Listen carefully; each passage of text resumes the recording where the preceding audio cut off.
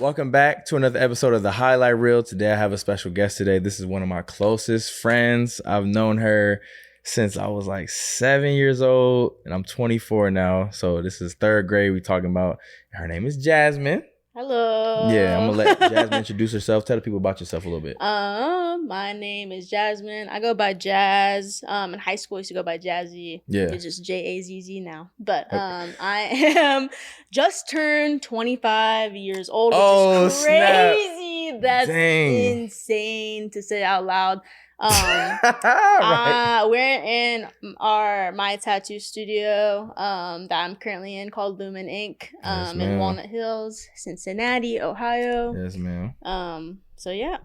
All right. So basically I wanted to talk to you today because like I said, we have been friends for a long time. Right. But we did have a period where we were not friends. That is true. Very interesting time. So I think that it would be important for us to talk about that and like why that happened, what happened before that, during that, after that, all that stuff. But I also kind of want to talk about you as an artist as well, because I feel like you were one of the first people that was inspiring me to do artsy kind of things, because I always knew that you can draw. So that's why I'm not surprised that you are. I'm not surprised that you do tattoos now. Yeah. Because you were always somebody that could draw.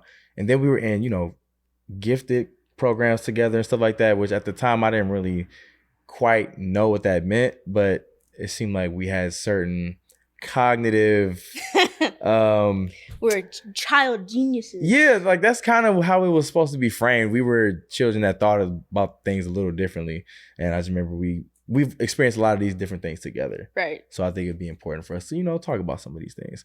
So again, as you were saying, we are at your tattoo shop. So how long have you been doing tattoos?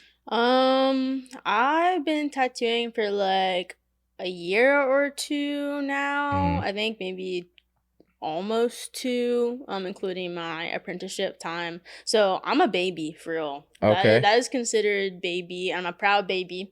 Okay. Okay.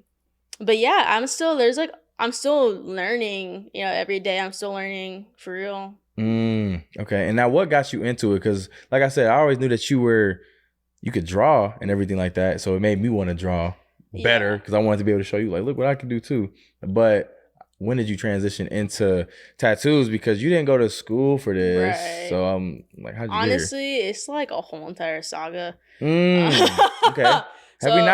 Maybe we haven't talked about this yet. I don't really know. Go ahead. But we went to elementary school together, and eventually we chose to split off and go to different high schools. You went to Walnut. You left first. Yeah. Yes. That is true. Well, technically, you and me, real technical, you left first. Wait, I did leave first. Real technical. Oh, I retract what I said. I forgot. I did leave first. Okay. So he left me behind. Anyway, yeah, you went to Walnut Hills, and somehow I went to Sycamore. CPA. I went to Sycamore. Well, I meant for high school. Okay, go ahead. My fault. Go ahead.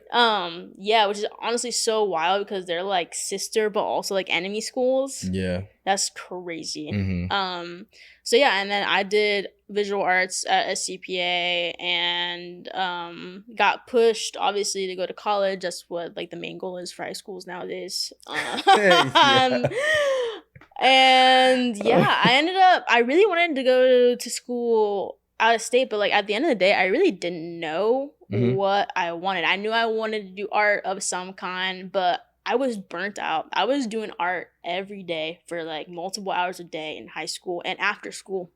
And I couldn't imagine going into college and doing fine arts and doing even more like art. You know what I mean? That's a lot. And it would be also like SCPA, the curriculum was just the same as college. And it would just be like, you know what I mean? It would be really just repeating itself. And I didn't want that. So I was like, I want to be in the like academic part. I want to be in like the different type of art professional. I wanted to like work in museums and galleries and auction houses and stuff. And you said that's a different like realm of art? Yeah, that's like the business side kind of. You wanted to... I was tired of doing art. I was like, I want to learn about the acquisition of art and the history of art. Wow. So as an artistic person, you actually wanted to get more into the business side of it. Yeah. Did you feel like that kind of restricted you in a way? Because, you know, business typically has some kind of structure. And I think usually when people think of artists, they think of, because I've had another artist recently on the show. Right. And I feel like when I think of artists, I think of people that, of course, are super creative. But when you start to add business into what you do, yes, that helps you to sustain yourself, of course. But I think that can restrict some things. At the end of the day, though, all artists at a certain point have to be business people to survive. True. You know what I mean? But yeah, I mean, I just like, I couldn't even at the time, like I had no interest in creating. I was like, I'm so done in creating. I told you I'd burn out. Oh, I never heard you say any of this. Yeah, well, then I go into college and I pursue art history and museum studies at DAP. And during that time period, I was like, damn, I miss creating. Why did I do this? Yeah. So in high school, you said you were creating and you were kind of starting to experience the burnout. So then when you got to college, you wanted to get back to it, is what you're saying? Or you like, yeah, in the midst of it, I was like trying to learn all this stuff and be like, okay, am I gonna get my PhD? Am I gonna be a professor? Am I gonna be a curator? Am I gonna be an art director? Like, what am I gonna do? Am I gonna be an art educator? Like, what in this industry am I going to become? And like, I was like, I really don't know. Like, I'm interested in all of these things. And then while in school, I was like, I kind of like actually miss physically making art. And I was getting back into it. And I was like, damn, I really forgot how much I love this. And like, this is really what I'm meant to be doing. And I just wasted so much time. Yeah. And pursuing something that, and it's like, that's what I'm saying. Like, when you're just so young, you're so young. Yeah. I think though that whether it's a hobby or something that you do for a living, creating is something that we should be doing a lot of. There are going to be times where you don't want to create, and it's probably healthy to maybe just rest your brain and rest a little bit. But I think creating whatever that looks like to you. So if you're, you know, an artist drawing, or if you're a lyrical artist, rapper, singer, writing songs, different things like that, a podcaster going out and, you know, creating content, whatever it may be, I think that always having some kind of creation going on helps you to explore your own ideas, to strengthen some of your ideas, sharpen your sword, but also it's kind of fulfilling, you know? So I think that's very important. So of course, hearing that you got away from it and then you said, bro, I miss it because you got burned out from it at one point, for you to come back to it. I think that's very important. To note. Yeah. I think like art block happens to all artists at some point. You know what I mean? You're going to experience it whether you like it or not. And it's going to be a really, really tough battle. Yeah. But I kind of wish I didn't go through it at that specific point in my life, because it really altered my future. But at the end of the day, here I am now. Altered your future how? Like, maybe if I wasn't burnt out, what if I pursued fine arts in college? Right. You know what I mean? But what would the difference have been? I don't know. Oh. I don't know. So, okay, one more time. What did you study? Like, what did you graduate with? Art history and museum studies. Okay. But you went in studying fine arts? No, I didn't. But you thought about it? Yeah, of course I thought about it. 'Cause I can't. But I was scared because I was like, okay, like, how are you going to make money as an artist? That's the big question. That's literally what I was about to ask you. I was like, a lot of people. Big question for every artist is, how are you going to survive? How are you going to make money? Yeah. Right. And that's where I was literally about to ask you. So that's a big reason why I decided to pursue art history, as if there's any money in art history. Okay. Because I thought I had a chance in becoming something else in the industry. Okay. Yeah. Yeah, like, I think art is important. Art is very important, but that is a question that does often come up. Right. Is how are you, where's the money in art? Exactly. But then you see artists that are known for hundreds of years. It's like, it's something in it, but it seems like you have to be one of, you know, like a savant or something like that in order to get to that point. But I'm guessing that's why you started to introduce some of the business side into it so you can start to learn how to make money. So how did you transition from, the college times and everything that you learned from there? Because I think you did get work into museums as well. Yeah, I did. So how did you transition from that to tattoos? Well, I was like, during college, I had gotten like a multiple internships. I was working in museums in college, out of college, and then I had worked in an auction house for a little bit too. And I was just like, damn, I really hate this. Why'd you hate it though? I was just like learning that I'm not built for a 9-to-5, and that was a whole entire different like discussion for myself. I was like, I am not built for this life. Like, and I was having an existential crisis every day. I was like, how am I supposed to wake up at 6, get my like workout in, work until like 5, do like OT or whatever, and have like 2 weeks of off time? Like, this processing like the adult, that part, and like, what is a career? Like, oh, I'm doing this until I'm 65, maybe even after that, because how am I gonna retire? Like, having those big financial discussions and future discussions. Trust me. I think me and you both very much know that. Yeah. Like, heart to heart. Yeah, because no, bro. But anyway, I was having that, and I was like, I don't know, I don't think I'm built for this, and it's like, this is not gonna really like help me grow. And I was contemplating, so I was like, okay, maybe if I like work in this industry for this many years, and then I can like go home, and then right after I come home from my 9-to-5, I'll paint till like 10 o'clock at night, and then I'll try to sell paintings, and maybe I'll like burst off in the painting realm. And I did for a second. I like actually worked my ass off and like got in there a little bit, but then I was like, I'm done. And that is how I got into tattooing. Because you could still do art. It didn't necessarily have to be 9-to-5. And then since you're more so providing a service, it's not like you're getting paid for your time still, but it's like at a better price point. It's just like freedom.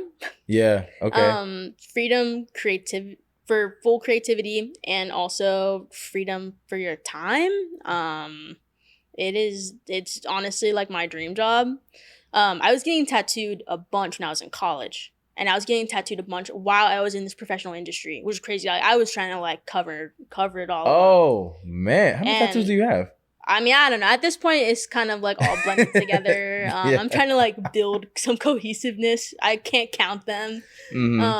But I was getting tattooed a bunch, and I think that's really what happened, is that somebody who I'm friends with and I had watched them become this incredible artist. They were studying at the Art Academy, and I was at the Art Academy of Cincinnati way more than I was my own college, with all of these other artists. And they wanted to become a tattooer, and that was their whole entire thesis for their degree, and they did it, and they are incredible. And their thesis for their degree was to be a tattoo. Art Academy is like very, very, very like loose. They like I've never heard anything like that. Yeah. Because I mean that someone did a thesis on, being a tattoo artist, that those worlds don't typically collide in my mind.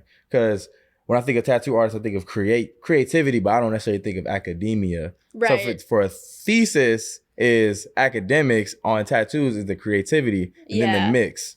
It's usually hard for a lot of people to mix creativity and like school stuff. Because school, structure, creativity, right, no bounds. Well, I feel like the Art Academy, like, not saying that they don't have structure, but it is like an extremely loose arts college. Do you wish you went there? No. Why? Why not? I didn't wish I didn't go to college at all. Oh. For real. Why you say that? A big waste of time. A big waste of time. Okay, you think big waste of money. So you really feel that?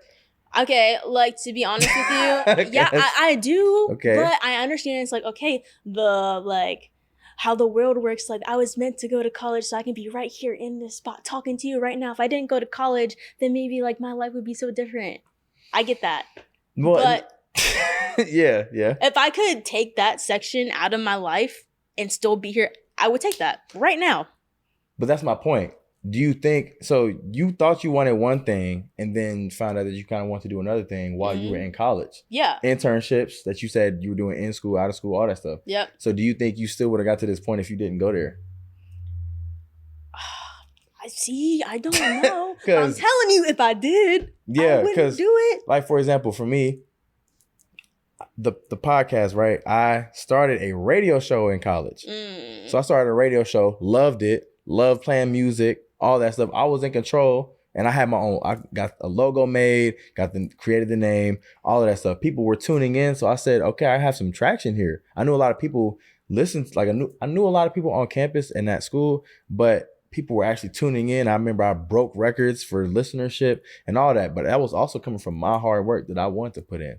But had I never gone to school to actually have that experience, I had an idea that I liked radio, but I had the experience and I said, I like this. I always tell people, let me finish real quick. I always tell people when I was about to, the first time I recorded an episode of my radio show, right. I loved it. And I almost shed a tear, right? So that's when I felt like I took a step in the right direction. But when I graduated, I said, I can't have that anymore, but I would like something like it. If I didn't have that experience, I wouldn't have even known that. So once I started the podcast, and then just as we were setting up, I showed you how crisp everything sounds. And all of that, you can say, I get it. And when I had that prior experience, it helped me to stick with what I'm doing now. I think for me, just like the mental trauma and the debt and the time was not worth it. And it's just like, okay, like, I think I'm a much more well-rounded artist. I'm a much more educated artist. Okay. Since I got that experience in college, I understand so much better, like, how the art market works. And I really do value that. I don't know if I would have tried to seek that out if I didn't go to college, but I still don't think that was worth the freaking trauma. And it's just like, that's deep. I don't know, it's like the time. Yeah, just the time. That's valid. The There's time, so many things I was just like, the time really and the debt. Yeah, that for real. That's a huge part. Yeah, but I'm not sure how I would have gained some of those experiences in college if I didn't go. You're right. So, you're right.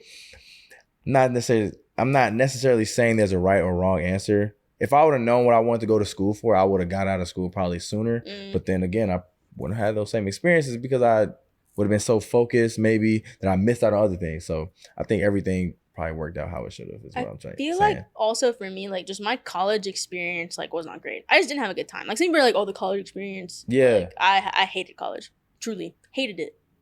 Dang. Did you feel like you were pressured to go? Yes. I'm like the first person in my family. Yeah. So that was all the pressure right there. So I can agree as far as feeling like because my parents didn't graduate, I had to go. But I also knew that they couldn't make me go. So y'all can't make me go if I don't want to go. I just know I want to go. And I know that y'all want me to improve upon what you've already tried to set a foundation for me. So I want to, continue upon that. So I went and I wanted to have the experience. But looking back, I think I might do things a little different with whatever children I may have. I'll say, look, you don't have to go. Yes. But if you do want to go, I would give it maybe a few years of thought before you go so you can go, know what you want to do, and then get out. I just think there's some things that you really don't need it for. Yeah. Oh, yeah. Yeah, and there's some things that, like, it's necessary, but it really depends on, like, what you want to do. And for me, I wish I would have taken the advice of a lot of people and just not went. I feel that. So I do want to pivot the conversation a little bit. So, like I said, we've known each other since 3rd grade, which I kind of take pride in. Oh, yeah. Because when I think about friends that have known each other since forever, I'm thinking, dang, who have I known since then, and do I still talk to today? So I always think of you. So we've known each other since then, which is crazy. Like, that's what is that?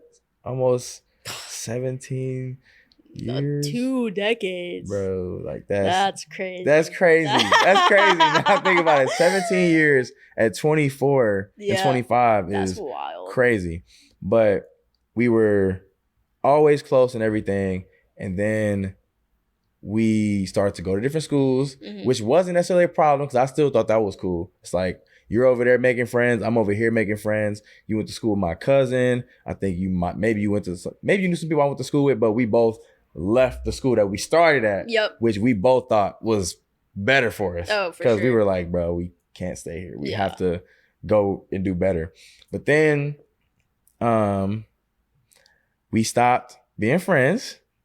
And I remember that situation was so weird just because we're not hurtful toward each other like at all. So when this was happening, and after we talked about it after the fact, I was like, something's wrong. I don't know what's wrong, but something's wrong. I didn't do anything to this girl, and now we're not cool. And I remember you had a boyfriend at the time. So that dude, I was like, bro, what's going on? So I kind of want you to talk about how you were feeling during that time and like what that side of the conflict was like for you. Right. So pretty much I was in high school and I was in a really abusive relationship with somebody who was like a little bit older than me that like I should not have been seeing at all, but I was young and easily manipulative. Okay. Or manipulated, I should say. Yeah. And yeah, he was pretty much just like, as what manipulators do, like try to take you off into a corner away from your friends and away from your family, and he was very successful at that, and he did just that. Pretty much like, yeah, I just felt like I could not talk to anybody for like the safety of not only myself, but also you and my other friends and family. And so I didn't even think of that. Yep. I felt I really is at that time, like I was 16 years old. I felt like I had to. Man. And it took a really long time for me to come out to you. And like I had probably managed to like get the strength to leave him, and I didn't hit you back up probably till for like over a year after. And I think there was just so much guilt. I feel that. Yeah. I feel that. I just remember because we were still cool sophomore year. I think junior year we stopped being cool, and I was so confused by that because we had been doing a good job. I was like, bro, we were good because like we're not super, I don't want to say high maintenance, but we didn't have to always talk. We just knew that we came up together. Yeah. We came up from third grade to here. And I always appreciated that because we had known each other for so long. But when that happened, I knew something was wrong. Because I was like, bro, it has to be that boyfriend. I didn't want to go there. I didn't want to go there in my mind. But I was thinking, bro, it has to be him because we were cool. Anytime you did have a boyfriend or I had a girlfriend, we were still cool. So I'm like, bro, this has been my friend since before you came around. We don't have no problems. I promise you they're not going to bring any issues to you. So when that happened, I said, okay, I'm going to bow out for now. And I think I prayed too. I said, look, if this is it, then I had a good friend. We were good. I still appreciate her, but there was going to be a little piece that was unsolved because I was going to know that, bro, out the blue, it seemed like that just happened. Yeah, it's just kind of crazy because I feel like, especially me growing up as a woman, I feel like my mom and my aunt, they're always like, don't ever let no man do this to you. Don't ever let no man like hurt you in any type of way, like be strong or whatever. And like, I never thought that something like that would happen. I mean, the only thing is like really naive, young, like dumb girls that like fall for stupid shit like that. And then like, damn, it happened to me. Yeah. And it's just like, it was super wild. But I remember really specifically at my graduation and I saw you. Oh, I was about to go there. Yeah, and I remember seeing you, and he was there, and I was honestly like so afraid. I was so scared, and I just knew getting up on stage, and they were gonna like call my name, and I remember thinking like, damn, Jariah's probably like looking at me right now. Like, really? Yeah, I never told you that. No, you never told me I literally that. the whole time I was like, I know Jiraiya's probably looking at me and just like, Dang, you felt what? the guilt like No, that? of course I did. Of course I did. Honestly, I was thinking that you like just forgot.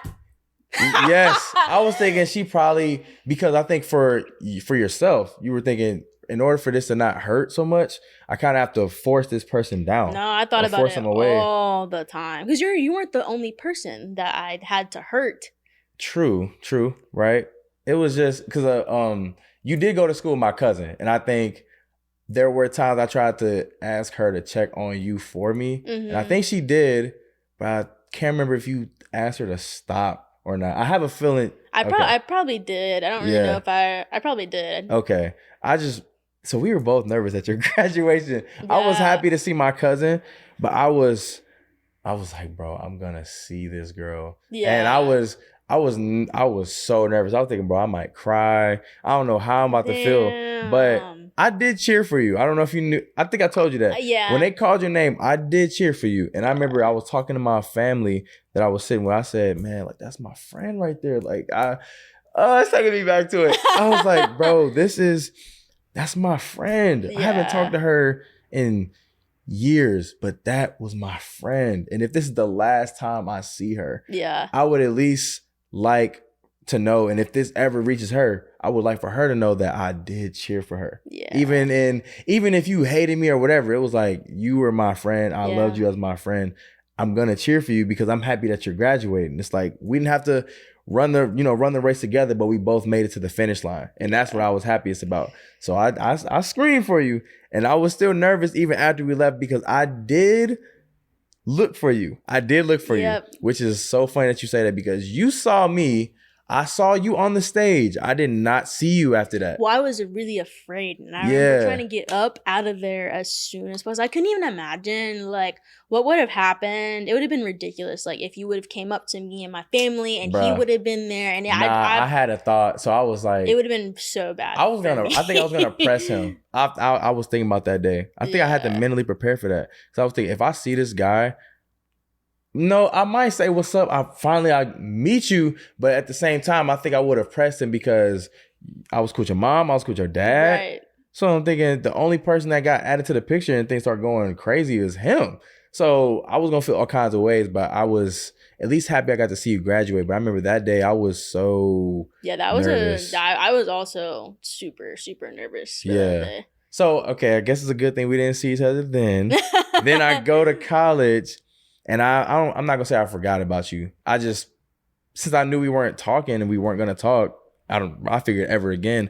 I was like, well, I hope she's doing okay. That's kind of how you would come up in my mind. I'm saying, I hope she's doing okay. I hope she gets to be an artist. Because I remember I used to tell you, when I blow up, you blow up. Because I used to want you to do whatever artwork stuff I had, right? Yeah. So like when I was rapping and all that. But I remember you hit me up.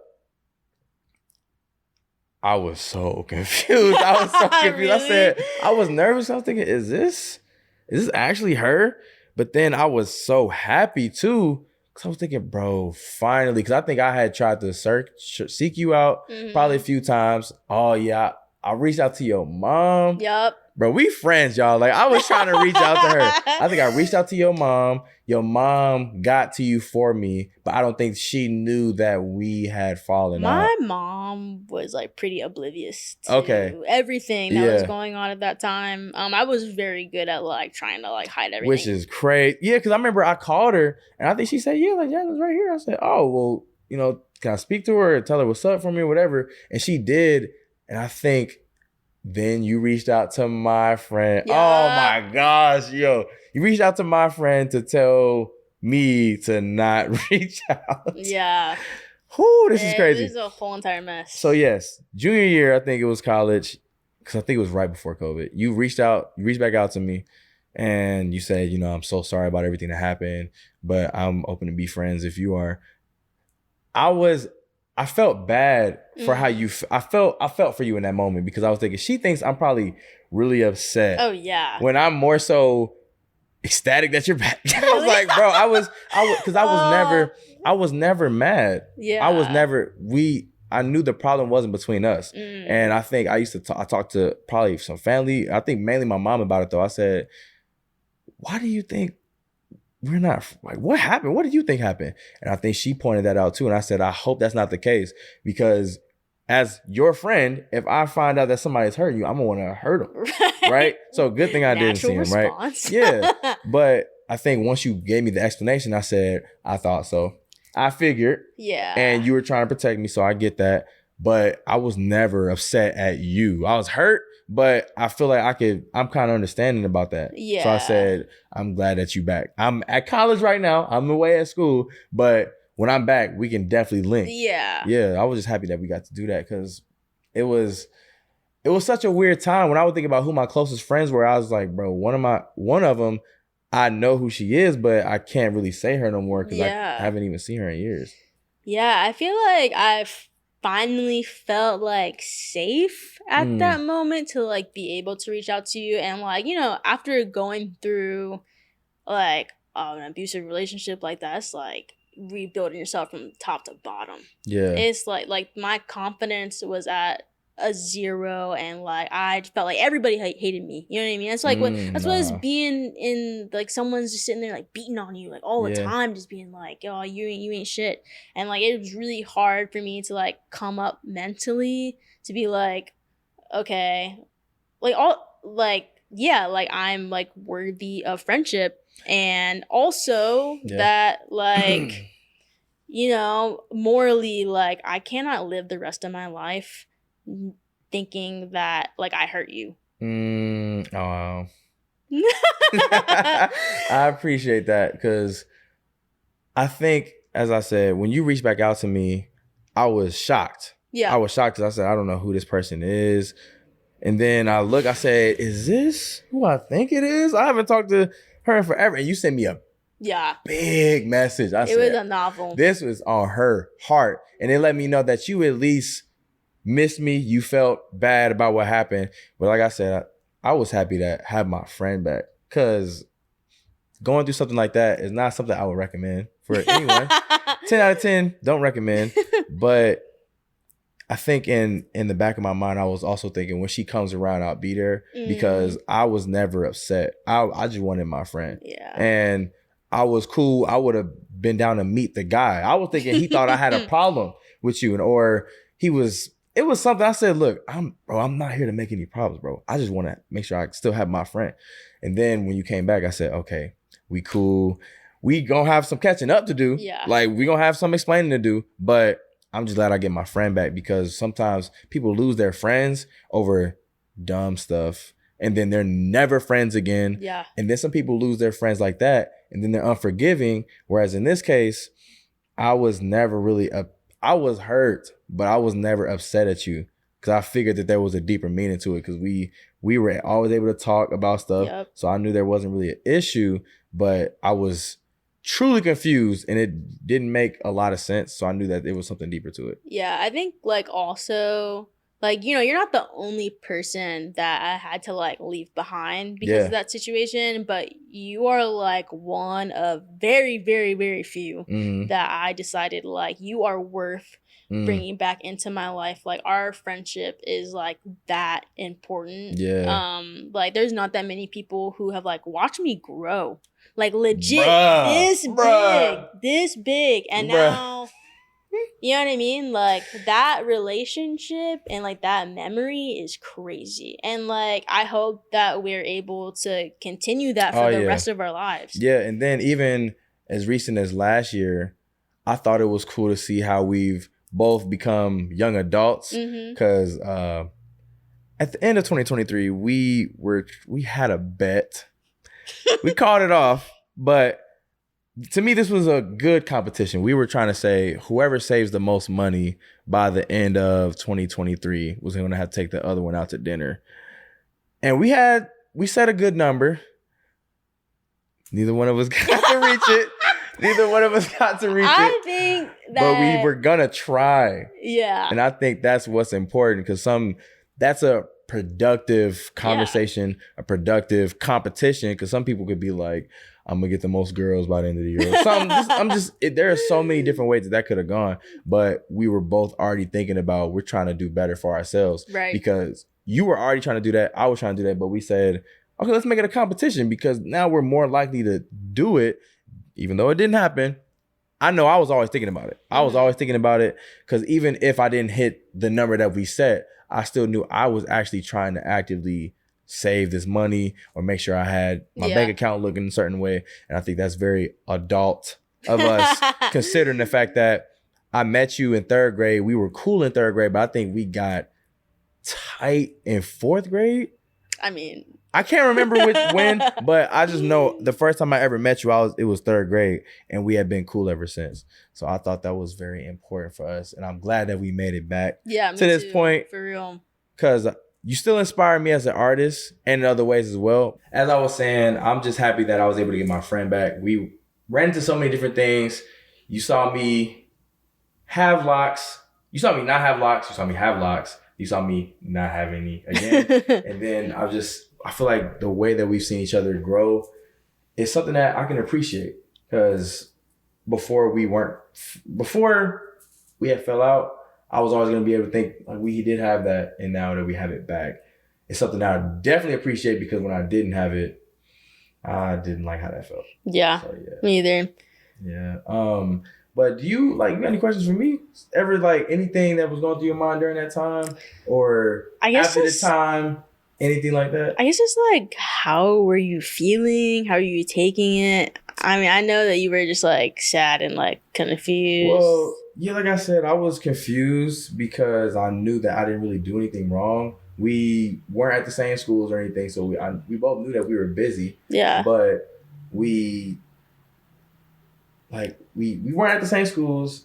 We both knew each other were busy. We would hang out here and there when we could, but it wasn't any kind of pressure, whereas I wouldn't be mad if we couldn't or anything. But then once we couldn't talk at all, I said, bro, I've known you for how long? Yeah. Even if somebody new is coming in, you think I don't want to meet them? I'm here to meet them and say, what's up? Welcome to the club. We're cool people. You know what I mean? She's a cool girl. So I was always trying to keep that kind of energy. But as I said, I knew something was wrong, and I was just hoping that you were okay. I said, look, this isn't really like you. Mm-hmm. I'm pretty sure this isn't you. I hope that you're okay. I'm hurt, but I don't necessarily think it's your fault. I have an idea that something else is going on. So of course, when you reach back out, I could feel that you were probably feeling bad. You felt some guilt, but I was letting you know, I'm happy to have you back. I didn't want you to go in the first place, so I'm glad that we made it back to that point. Were there any times during when we weren't talking that you wish you could have reached out to me and gotten my advice on something? Oh yeah. I mean, yeah, because we're both artistic kind of people. I think it's evolved over time. So when we met, I was probably drawing more, because I would see you draw, and I think you would draw anime characters, so we both. Yeah. So I would want to draw anime characters, but I got away from that. But you knew I was rapping in middle school, so I got back to that. And when I would come up with something and I would think of, I want a cover made, that's when I would say, bro, I wanted Jazmine to make the cover. I really meant that when I said that. I used to think, bro, if I blow up and then they see this cover of this album, it was like, dang, who made that? Yeah. And that would be, you would be going with me. Yeah. I'm always serious when I say that with people. It's like, bro, if I go, I want you to come with me. Yeah. So there were times where that kind of thought would come up, and I would say, dang, now if I go, she's not coming. She won't be along for the ride. Yeah. But yeah, I was thinking, like I said, I did reach out. I did try. There were times I maybe wanted to pull up the performing arts. This is literally see, because I'm thinking, bro, she's trying to run for me. I'm gonna fight for my friend. Yeah. But I said, you know what? I don't want to make things harder at all. So I'll just let it be where it is. I think that even now, making friends has been it's really, really hard for me. I don't make a lot of friends at all. Okay. And so keeping you intact was extremely important. My circle was this big. Okay. And you're definitely in that circle. Yeah. Do you feel similarly on friendships? Oh yeah. Like I said, I think it's cool to be able to say this is a friend I've known for forever, and even if we're not always talking all the time, I'm pretty sure you can still say, yeah, I'm not sure that is something I like. Well, not that, but like the fact that like we and you don't have to talk all the time. Yeah. That is so important for me. Well, because we started to grow up, and I think we started to actually do some of the things that we talked about. Yeah. Because like you said, I left, then I came back to the same school with you. Then you left, and I was there for a little bit. Then I left. So we were both leaving. Yeah. Because we both thought that there was more for us. So we were both actually acting on those things. And I just wanted to see what our trajectories were going to be like, even if they're not side by side. You're doing what you actually set out to do. I'm doing what I'm trying to do. Right. But we're still friends and we can still come together and talk about things that, here and there. Yeah. So I was missing that, and then we got it back. But yeah, those are, what's your question again? I don't know. I'm just like that. Basically, to sum it up, that was something I appreciated because I think that what was I about to say? Basically, having those friends that you can actually look back on those kind of things with, I didn't really have that. Yeah. So, like outside of you, to go back as far. So once I did have that back, I was happy. I think that like our friendship has been a really good example for me on like what is a healthy relationship, what is a healthy friendship in general. Because like despite really not relationship wise, but like having a good friendship. Like I've also struggled with that period too. Like like you said, just falling out and like definitely not coming back. At all. I don't really fall out with exactly. I don't fall out with too many people, so not to harp on it, but that's why I used to be so confused about that. Right. But yeah. So I think this because we've touched on we got into some deep stuff. We touched on some stuff, and I think that this would probably be a good time to maybe wrap. So I do want to ask what are some things that you think you learned throughout our friendship about yourself? About myself? Yeah. Ooh, about myself. I mean, like I said, like pointing out what a real one is. What is the definition of a ride or die? Yeah. You know what I mean? Like building on your circle. Like who do you want to keep? Why do you see value in this person? Why do you see value in this friendship? You know what I mean? Like what is worth keeping in your life? You know what I mean? What is worth fighting for? Like you said, I think that's definitely something that I learned how to do because of our situation and going through that. Yeah, and like just how important it is to like have people in your life to like watch you grow and have that mindset and to like, and they can, because they've known you for so long, they can also help you stay more exactly accountable. Because you can say, I've never been like that, and I'll say, Jazmine, you were definitely like that in 4th grade or 5th grade. So, yeah, I think it helps with the accountability piece too. And then, of course, we try to hold each other accountable with money. Yep. And I think that's when you start to see that your friendship is growing. We will talk about stuff that's going on in school. We might talk about pop culture, stuff like that. We can still do that. But then we start saying, how can we set up whatever family's about to come up from us as friends? Yeah. You're going to have your family, I'm going to have mine. But how can we push each other to get to those points? I think that's when you start to realize this friendship is starting to evolve into something bigger than just us. And I've definitely appreciated that. Yeah, I do too. So my last question would be, what is maybe a piece of advice or something that you learned in your 25 years of life or just about friendship? What is something that you would like to leave with the audience of the Highlight Reel? To learn about intuition. Okay. And to follow your intuition, know what gut feelings are and how important that is about people, and about choices and decisions that you make in your life. I like that. And also, you can actually help your gut health by, cleaning, like doing cleanses, stuff like that, because it's like your second brain. Yeah. So just wanted to throw it out there too.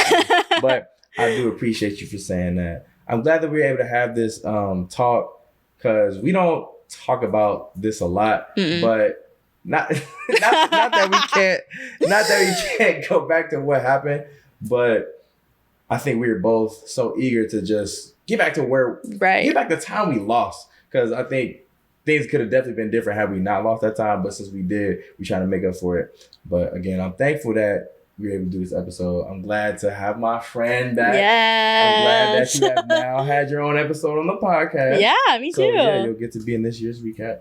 Yeah. So yeah, and I hope that. Oh, thank you to the audience and thank you to the listener for tuning into this episode of The High Level. I hope that you've been able to take something away. Hopefully that you've learned something about friendship. I know we're at the start of 2024. There may be some people that you might actually need to leave behind, but also just do the deep work and knowing who your real friends are. Because when you don't know who your real friends are, that can actually set you back. Or even in relationships, like knowing people that are actually there for you truly. If you don't know who those people are, that can set you back. So I think it's important for you to figure out who those people are and hold on to them and keep them in your corner because it's important. So yeah, thank you again for tuning into this episode. Thank you, Jazmine, for being a guest. I hope that you all have been able to take something away from it. And that's been your episode. Peace out.